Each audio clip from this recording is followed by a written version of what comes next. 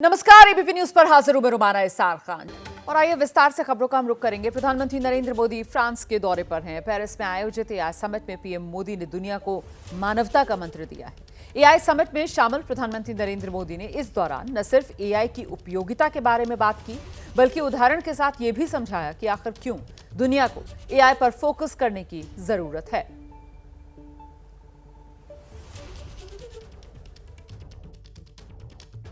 If you upload your medical report to an AI app, it can explain in simple language, free of any jargon,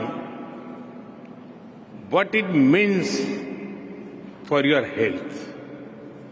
But if you ask the same app to draw an image of someone writing with their left hand, the app will most likely draw someone writing with the right hand. Because that is what the training data is dominated by. It shows that while the positive potential of AI is absolutely amazing, there are many biases that we need to think carefully about. That is why I am grateful to my friend, President Macron, for hosting this summit. और आज से India energy week की शुरुआत भी हो गई है। 14 फरवरी तक आयोजित इस कार्यक्रम में दुनिया भर से दिग्गज पहुंच रहे हैं, जिस मौके पर प्रधानमंत्री नरेंद्र मोदी ने वीडियो मैसेज के जरिए बड़ा संदेश दिया।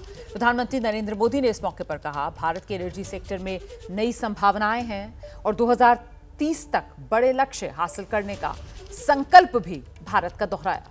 इस खास आयोजन के पहले दिन राष्ट्रीय ग्रीन हाइड्रोजन मिशन के तहत भारत में हाइड्रोजन को अपनाने की रणनीति पर चर्चा हुई है। केंद्रीय पेट्रोलियम मंत्री हरदीप सिंह पुरी ने विदेशी ऊर्जा मंत्रियों के साथ मिलकर इंडिया एनर्जी वीक 2025 में हाइड्रोजन बस की सवारी की। एनर्जी वीक 2025 और उसकी सबसे पहली और खास हाईलाइट हाइड्रोजन बसेस। और इस वक्त तस्वीरें सीधे इस हाइड्रोजन बस से आप देख रहे हैं। इस वक्त मिनिस्टर पेट्रोलियम हरदीप सिंह पुरी बैठे हुए हैं, साथ में फॉरेन मिनिस्टर्स जो हैं अलग अलग कंट्रीज के, वो यहाँ पर बैठे हुए हैं। और पहली हाईलाइट इसको इसलिए कहा जा रहा है क्योंकि इंडिया एनर्जी वीक की शुरुआत आज से 14 फरवरी तक होने वाली है। और आप देखिए कि इसमें सबसे पहली चीज जिस पर खास फोकस किया जा रहा है वो है हाइड्रोजन। और हाइड्रोजन को लेकर बहुत सारी डिस्कशंस, बहुत सारी चर्चाएं होने वाली हैं। इस वक्त फॉरेन मिनिस्टर के साथ हरदीप सिंह पुरी बैठे हुए आपको दिख रहे हैं। हाइड्रोजन मिशन जो है उसको देखते हुए यहाँ पर इंडिया जो है बहुत ज़्यादा इस पे फोकस कर रहा है। अंदर की तस्वीरें मैं चाहूँगी और थोड़ी दिखाई जाए, इस बस की तस्वीरें जो हैं वो दिखाई जाएं, क्योंकि इस मिशन का लक्ष्य भारत को हाइड्रोजन उत्पादन, उपयोग और निर्यात के लिए एक वैश्विक केंद्र के रूप में स्थापित करना है। इस दिशा में विभिन्न पहले चल रही हैं, जिसमें गैस पाइपलाइन में हाइड्रोजन मिशन परियोजनाएं और कई सारी अन्य चीज़ों को बढ़ावा देने की तैयारी जो है भारत की तरफ से की जा रही है। अगली बड़ी खबर का रुख करेंगे। अमेरिका से आ रही है, जहां अमेरिकी कांग्रेस के 6 सांसदों ने अदानी समूह पर की गई कार्रवाई के खिलाफ जांच की मांग की है। ये कार्रवाई बाइडेन प्रशासन के समय न्याय विभाग की तरफ से की गई थी और अब इसी की जांच की मांग की जा रही है। अमेरिकी कांग्रेस के 6 सांसदों ने ये मांग उठा दी है, अदानी समूह पर जो कार्रवाई की गई उसके खिलाफ जांच हो। अदानी समूह पर बाइडेन प्रशासन के न्याय विभाग ने कार्रवाई की थी। अमेरिकी कांग्रेस के सदस्यों ने अटॉर्नी जनरल को पत्र लिखा है। इन सदस्यों ने भारत को अमेरिका का अहम साझेदार बताया। अदानी ग्रुप के खिलाफ जांच का कोई आधार नहीं, ये अमेरिकी कांग्रेस के सदस्यों की तरफ से कहा गया है। बाइडेन प्रशासन की कार्रवाई से अमेरिकी हितों को नुकसान पहुंचा, ये भी इन सांसदों की तरफ से कहा गया है। और अडानी समूह के समर्थन में बाइडेन प्रशासन के खिलाफ ये जो 6 अमेरिकी सांसद हैं, इन्होंने चिट्ठी लिखी है और उस चिट्ठी का लब्बो-लुबाब, उसमें क्या लिखा है ये पॉइंट वाइज आपको बताते हैं। अडानी ग्रुप के खिलाफ जांच का कोई आधार नहीं था। दूसरा हाईलाइट इस चिट्ठी का, इस मामले में अमेरिका का कोई अहित नहीं हुआ था। वामपंथियों के प्रभाव में जांच का यह फैसला लिया गया।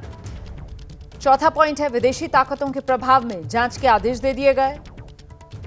चिट्ठी में यह भी कहा गया है, जांच से भारत अमेरिका रिश्तों को खतरे में डाला गया। इतना ही नहीं, भारत से रिश्ते बिगड़ने का सीधा फायदा चीन को मिला और ट्रंप और मोदी सरकारों के बीच अच्छा सहयोग रहा है। ट्रंप के सत्ता में आने से पहले जांच के आदेश क्यों? अमेरिका में निवेश करने वालों को हतोत्साहित किया गया। क्या बाइडेन प्रशासन की विदेशियों से साठगांठ थी?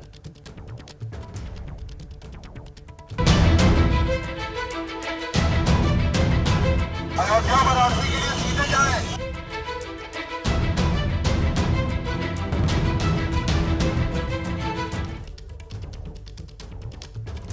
आस्था के सबसे बड़े सैलाब संगम में इस समय प्रयागराज में महाकुंभ में श्रद्धालुओं के पहुंचने का सिलसिला लगातार जारी है। देश के अलग अलग कोने से श्रद्धालु महाकुंभ में डुबकी लगाने के लिए पहुंच रहे हैं और इसी से जुड़ी बड़ी खबर अब आपको बताने जा रहे हैं। आज भी महाकुंभ में 1 करोड़ से ज्यादा लोगों ने स्नान किया है। दोपहर 2:30 बजे तक का आंकड़ा सामने आया है। 1 करोड़ से ज्यादा लोग डुबकी लगा चुके हैं। शाम तक 1.25 करोड़ के पार यह आंकड़ा पहुंच सकता है और लगातार 5वें दिन 1 करोड़ के पार पहुंची है श्रद्धालुओं की संख्या। अब तक महाकुंभ में करीब 45 करोड़ श्रद्धालु स्नान कर चुके हैं। यह आंकड़ा बड़ा है।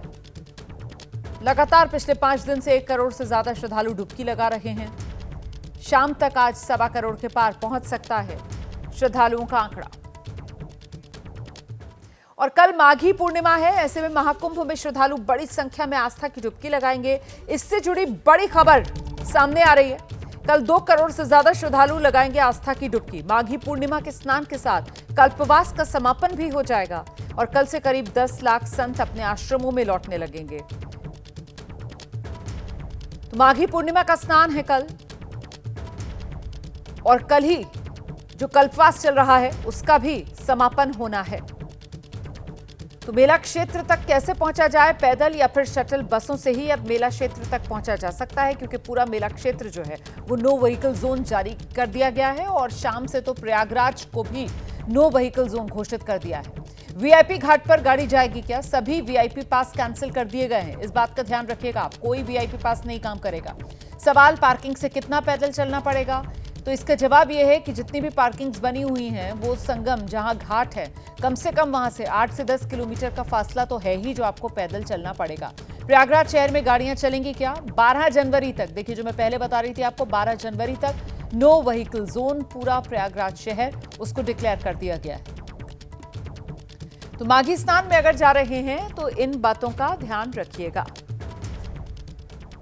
13 जनवरी वो तारीख जब महाकुंभ की औपचारिक शुरुआत हुई। महाकुंभ के पहले ही दिन से करोड़ों की संख्या में श्रद्धालु अब तक संगम में डुबकी लगा चुके हैं, लेकिन माघी पूर्णिमा से ठीक पहले बड़ी संख्या में श्रद्धालु प्रयागराज पहुंच रहे हैं। माघी पूर्णिमा से 48 घंटे पहले से ही प्रयागराज के सभी 7 मार्ग जो हैं वहां ट्रैफिक जाम के हालात बने हुए हैं। कुछ किलोमीटर के ही दायरे में हजारों गाड़ियों की कतार है। श्रद्धालु जहां थे वहीं फंसे हुए हैं। लोगों को बहुत परेशानियों का सामना करना पड़ा है और इसकी तस्वीरें हम लगातार आप तक पहुंचाने का काम कर रहे हैं, लेकिन इस समस्या का सीएम योगी आदित्यनाथ ने संज्ञान ले लिया। अधिकारियों को सख्त निर्देश दे दिए। सीएम योगी आदित्यनाथ ने अधिकारियों को सख्त निर्देश दिया कि श्रद्धालुओं को किसी तरीके की कोई परेशानी नहीं होनी चाहिए और जिस तरीके से बसंत पंचमी पर श्रद्धालुओं ने बिना किसी परेशानी के संगम में डुबकी लगाई थी, ठीक उसी तरीके से कल यानी माघी पूर्णिमा पर भी श्रद्धालुओं को कोई परेशानी नहीं आनी चाहिए। सीएम योगी आदित्यनाथ ने महाकुंभ में अधिकारियों की तैनाती भी बढ़ा दी है और इसका नतीजा अब कुछ ही घंटों में सामने आ रहा है। इस वक्त की बड़ी खबर आपको बता दें, महाकुंभ में हालात जो हैं, जो जाम वाली स्थिति बन गई थी वो धीरे धीरे अब सामान्य होने लगे हैं। महाकुंभ क्षेत्र में गाड़ियों की संख्या कम हो चुकी है। श्रद्धालुओं को असुविधा ना हो इसीलिए ट्रैफिक रूट को भी डाइवर्ट कर दिया गया है और धीरे धीरे ही सही, लेकिन अब श्रद्धालु संगम में स्नान के लिए आसानी से पहुंच रहे हैं। पैदल तो चलना पड़ रहा है, लेकिन जाम से अब निजात मिल चुका है। तो तो महाकुंभ में जाम के हालात से श्रद्धालु बहुत परेशान थे। जगह जगह ट्रैफिक जाम ने लोगों की परेशानी बहुत बढ़ा दी थी और ऐसे में सीएम योगी आदित्यनाथ ने अधिकारियों के साथ बैठक की। इस दौरान सीएम योगी ने जमकर अधिकारियों की क्लास भी लगाई है। जो जानकारी मिल रही है उसके मुताबिक सीएम योगी आदित्यनाथ ने अधिकारियों की खूब क्लास लगाई। गैर जिम्मेदाराना रवैये को लेकर अधिकारियों को फटकारा गया है। कई अधिकारियों को सस्पेंशन तक की चेतावनी दे दी गई है। समन्वय की समस्या को लेकर योगी आदित्यनाथ ने नाराजगी जताई कि अलग अलग जो अधिकारी हैं, जो डिपार्टमेंट्स हैं, उनमें कोऑर्डिनेशन नहीं है। नेताओं मंत्रियों को मिल रहे प्रोटोकॉल से भी योगी आदित्यनाथ नाराज हैं। डीजीपी प्रशांत कुमार की रिपोर्ट पर सीएम योगी आदित्यनाथ ने एक्शन लिया है। कई अधिकारी जो हैं उनके खिलाफ कार्रवाई हो सकती है, ये भी खबरें सामने आ रही हैं।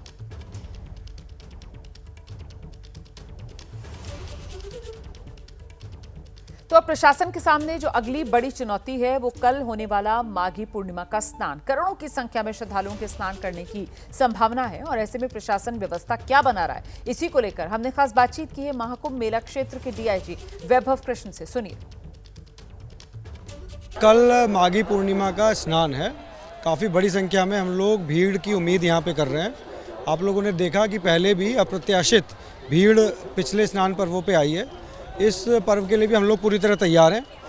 अभी आज भी आप देखेंगे, कल भी, उससे कई दिन पहले भी जो हमारी मेले के अंदर जितनी व्यवस्थाएं वो सुचारू रूप से चल रही हैं। भीड़ नियंत्रण आप स्वयं भी देख सकते हैं। आप लोग भी डेली इतना मेले में चलते हैं। कहीं भीड़ का ऐसा सच कहीं पे प्रेशर पॉइंट या कहीं इस तरीके की नहीं शिकायत हुई है। और जो ट्रैफिक की व्यवस्था है मेले के अंदर, कहीं ट्रैफिक जाम नहीं है। हमारे जो पीपा पुल हैं उनका जो संचालन है एसओपी के अनुसार वो सभी कराया जा रहा है। आज भी हमारे पीपा पुल काफ़ी यूज़ हो रहे हैं और भीड़ को सुव्यवस्थित तरीके से ऑर्गेनाइज कराया जा रहा है। देखिए, नो व्हीकल जोन घोषित किया गया है, लेकिन जो एसेंशियल कमोडिटीज़ की व्हीकल हैं, आवश्यक वस्तुओं की व्हीकल हैं, वो ली जा रही हैं अंदर। जैसे सिलेंडर्स हैं, गैस सिलेंडर हैं, पानी है, दूध है, इनके लिए नो व्हीकल जोन नहीं है। जो और आवश्यक चीज़ों की वस्तुएं वो भी ली जा रही हैं।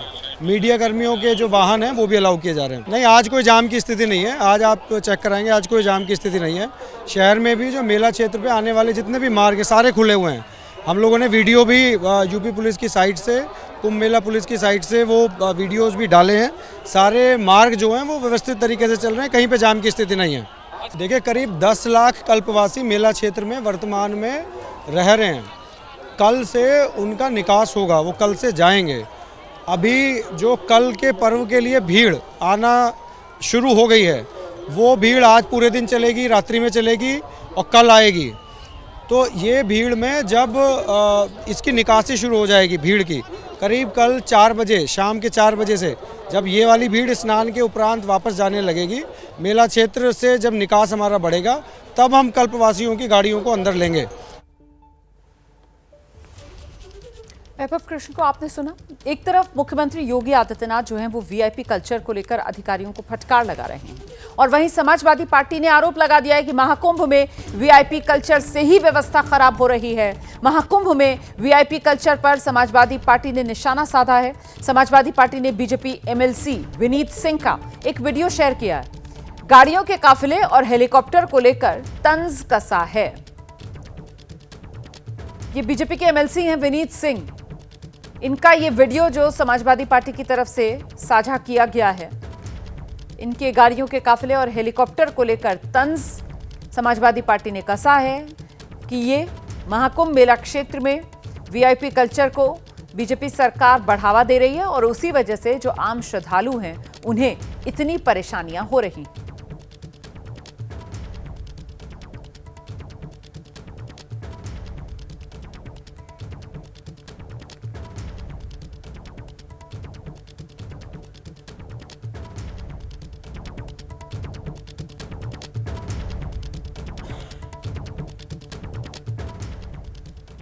और देखिए, महाकुंभ में जाम के हालात को लेकर सीएम योगी आदित्यनाथ की सख्ती के बाद अब हालात सामान्य हो रहे हैं। अधिकारियों ने फौरन ही कमान संभाल ली है। ट्रैफिक व्यवस्था को दुरुस्त किया जा रहा है।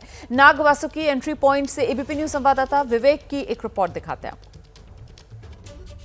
माघी पूर्णिमा के एक दिन पहले महाकुंभ क्षेत्र में स्थितियां बिल्कुल सामान्य है। अब तक लगभग 45 करोड़ लोगों ने स्नान कर लिया और सामने की तस्वीरें अगर आप देखिए तो ये नागवासुकी मंदिर की तरफ जाने का मार्ग है और यहीं से नीचे उतरकर मेला क्षेत्र में भी आप जा सकते हैं और सीधे की तरफ से आप संगम क्षेत्र में भी जा सकते हैं। पर अभी की स्थितियां आपको देख करके यहाँ पर एहसास हो रहा होगा कि यहाँ स्थितियां फिलहाल बिल्कुल सामान्य है। और पार्किंग की भी अगर आप देखिए तो बगल की जो पार्किंग है वो भी आमतौर पर जिस तरीके से आम दिनों में पार्किंग भरी रहती है उस अपेक्षा कम पार्किंग भरी है। ये कहा जा सकता है कि पिछले 2-3 दिनों में जिस तरीके से प्रयागराज शहर के ऊपर जो भार था, आमतौर पर संभवतः जिस तरीके से अलग अलग हाईवेज पर लोगों को रोकने जैसी बात निकल के सामने आई थी, अब लगता है कि लोग या तो उधर ही रुक गए हैं या वापस अपने घरों को गए हैं, जिस कारण प्रयागराज में स्थितियां फिलहाल सामान्य दिख रही हैं। बातचीत भी करेंगे और समझेंगे कहाँ से आए, कैसा उनका अनुभव रहा है। क्या नाम भाई साहब? मेरा नाम राजकुमार चौधरी है भाई साहब, और मैं दिल्ली से आया हूँ। कैसा रहा कुंभ स्नान का अनुभव? मेरा अनुभव तो बहुत अच्छा रहा। बहुत ही सौभाग्य है हम लोग जो है यहाँ कुंभ में आए। बहुत ही अच्छा लगा हम लोगों को नहा करके। हम यहाँ सुबह 4 बजे अपने बाइक से आए थे। कुछ रिलेटिव हैं उन लोगों को छोड़ दिया था और यहाँ से हम लोग त्रिवेणी तक पैदल गए। पैदल कितना चला? पैदल लगभग 4 किलोमीटर चले। और ये मेरा छोटा सा 5 महीने का बच्चा है, इसको भी ले जा करके मैंने स्नान कराया है। इसका अनुभव रहा? बहुत अच्छा रहा, मुझे बहुत अच्छा लगा। पहले तो लोगों ने बोला था बहुत भीड़ है, नहीं जा पाओगे आप लोग, गाड़ी नहीं है साधन, लेकिन ऐसा कुछ नहीं लगा। आराम से दर्शन हो गया, आराम से स्नान हो गया। हाँ, हम उत्तराखंड नैनीताल से हैं और हमको तो बहुत ज्यादा परेशानी हुई। कोई व्यवस्था नहीं है, कोई वाहन की सुविधा नहीं है, इतना थक गए हैं। से आए? अपनी गाड़ी से आए? अपनी गाड़ी से आए हैं, गाड़ी वाला छोड़ दिया है, गाड़ी वाले ने फोन उठाना बंद कर दिया है। कहाँ खड़ा हो गया? परेशान हो गए हैं, पाँव में दर्द और कोई व्यवस्था नहीं है, गाड़ी की सुविधा बिल्कुल भी नहीं है। हम तो बहुत ज्यादा परेशान हैं। और हम तो कितने लोग हैं? प्रशासन से कितने, हम लोग 7 लोग आए हैं और ड्राइवर भी हमारा पता नहीं कहाँ है, गाड़ी लेके, अपनी गाड़ी लेके नहीं आए, वैसे गाड़ी से आए हैं। कितना किलोमीटर पैदल चलना पड़ा? पूछना ही नहीं है। हम 10-15 किलोमीटर सुबह से हम 5 बजे 5:30 बजे से घूमने में ही हैं और हम तो बहुत परेशान हैं। हम तो प्रशासन से कहना भी चाहेंगे कि बुजुर्ग लोगों के लिए, परेशान लोगों के लिए, उनके लिए व्यवस्था हो और खाली वाहवाही कमा रहे हैं लोग ऐसे कह के। और महाकुंभ क्षेत्र में भले ही ट्रैफिक जाम अब थोड़ा कम हो रहा है, लेकिन प्रयागराज के आसपास के जिलों में अभी भी भारी भीड़ है। और इस बीच अयोध्या में उमड़ा है श्रद्धालुओं का सैलाब। बड़ी संख्या में श्रद्धालु राम मंदिर भी पहुंच रहे हैं। वहीं दूसरी तरफ वाराणसी में भी श्रद्धालुओं की जबरदस्त भीड़ देखने के लिए मिल रही है।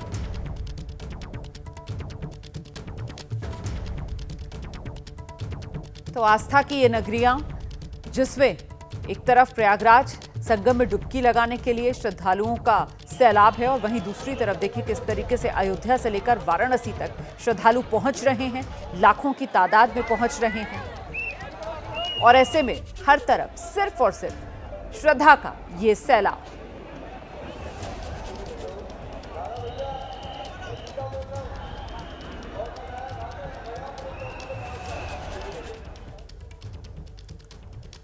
तो अब कल माघ पूर्णिमा का स्नान का मौका और इसको लेकर प्रयागराज में बाहरी वाहनों की एंट्री पर रोक लगा दी है, जिससे शहर में ट्रैफिक जाम में अब कमी आई है। दिखाते हैं आपको मोहम्मद मोइन की एक रिपोर्ट। प्रयागराज महाकुंभ में कल यानी 12 फरवरी को माघी पूर्णिमा का स्नान पर्व है। लगातार कई दिनों तक शहर से लेकर आसपास के जिलों तक ट्रैफिक जाम की समस्या सामने आने के बाद बाहरी गाड़ियों का, बाहरी वाहनों का प्रवेश रोक दिया गया है। सिर्फ जो लोकल वाहन है, 2 पहिया वाहन या बैटरी रिक्शा हैं, वो चल रहे हैं। और ऐसे में प्रयागराज के लोगों को रोजगार मिला हुआ है। आप देख सकते हैं कि इस वक्त हम मौजूद हैं नए यमुना ब्रिज के एंट्री पॉइंट पर और बड़ी संख्या में बाइक के जरिए जो श्रद्धालु हैं उन्हें एक से दूसरी जगह पहुंचाया जा रहा है। हालांकि कई लोगों की मजबूरी का फायदा उठा रहे हैं। सिर्फ पुल पार करवाने के लिए 200, 300 रुपए और कई लोगों से 500 रुपए तक वसूल रहे हैं। आप देखिए कि बिना हेलमेट के इस तरीके से चल रहे हैं और एक बाइक पर, एक स्कूटी पर 3 लोग बैठे हुए हैं, यानी एक राइडर है और साथ ही साथ 2 सवारियां यहां पर बिठाई जा रही हैं। तो लोग जो है लोगों की मजबूरियों का फायदा उठा रहे हैं। जो श्रद्धालु परेशान हैं उनकी परेशानी का फायदा उठाया जा रहा है, उनके साथ सौदेबाजी की जा रही है। लोग परेशान हैं और जो लोग परेशान हैं हम उनसे भी बात करेंगे और जानने की कोशिश करेंगे कि आखिरकार देखिए ये एक छोटी सी गाड़ी है, इस पर भी 2 लोग बैठेंगे। कहाँ जा रहे हो भैया इससे आप? नहीं जा कितने पैसे ले रहे हैं? 200 रुपए। 200 रुपए। तो देखिए यहाँ से नैनी की जो दूरी है वो सिर्फ पुल पार करने के बाद नैनी इलाके की शुरुआत हो जाती है और एक सवारी से 200 रुपए लिए जा रहे हैं, यानी 3 किलोमीटर की दूरी के लिए 200 रुपए लिए जा रहे हैं। और